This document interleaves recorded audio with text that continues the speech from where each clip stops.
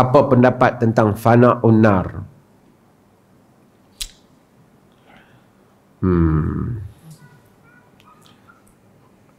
Ni siapa tanya ni? Apa tanya? Siapa tanya? Tak apa. Siapa tanya? Pasal siapa tanya? Ada orang tengok dalam internet ke apa? Fana'un nar, dengan elok-elok Fana'un nar ialah satu isu yang majoriti para ulama tak suka cakap ni, iaitu adakah neraka ini akan berakhir? Fana' tu binasanya neraka. Adakah orang yang masuk neraka tu akan kekal di dalam neraka selama-lamanya, atau satu masa nanti neraka itu akan berakhir?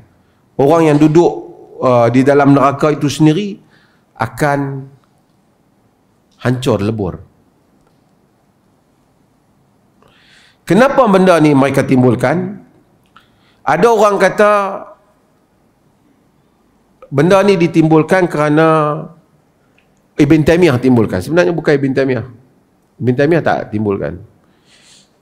Ibn Qayyim ada timbulkan. Orang bantah Ibn Qayyim. Tapi saya nak sebut tuan-tuan supaya adil. Orang bantah sehingga orang tak setujulah. Pergi kata neraka ni pasal khalidina fiha, kekal di dalam neraka ni. Macam mana neraka boleh berakhir pula? Isu yang ditimbulkan sebab di dalam Al-Quran kata tentang neraka ni, dan juga sebenarnya dia juga kata tentang syurga juga. Khalidina fiha, mereka madamatis samawati wal ard, kekal di dalamnya selagi mana langit dan bumi, illa ma syaa rabbuk, kecuali dengan kehendak Tuhanmu. Pasal apa dia timbulkan isu ni? Sebenarnya isu ni orang lain dulu timbul. Dia pernah tanya kepada Ibn Taymiyah. Ibn Taymiyah kata hadza amrun azim, ni satu benda yang besar. Tapi Ibn Taymiyah tak memberikan satu jawapan yang jelas tentang hal ni.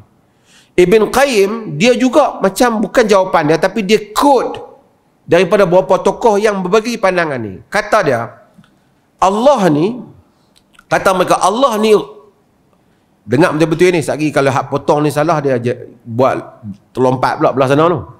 Kan?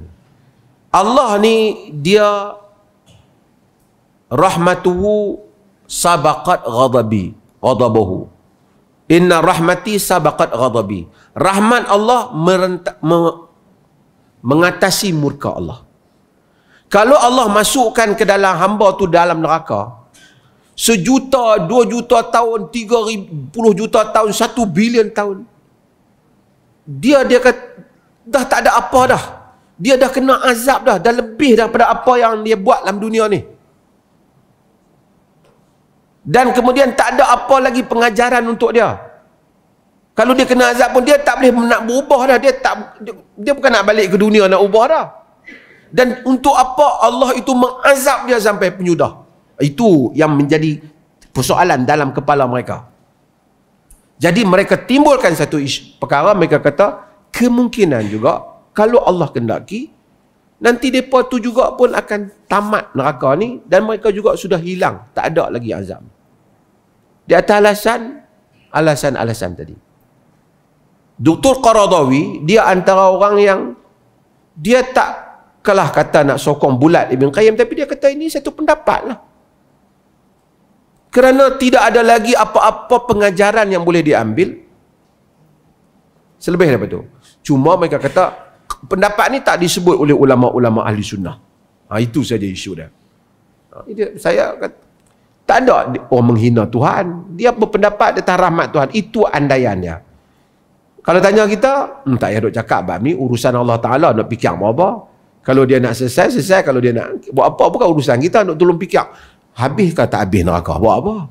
Kita fikir kita jangan masuk neraka, sudah lah. Kan?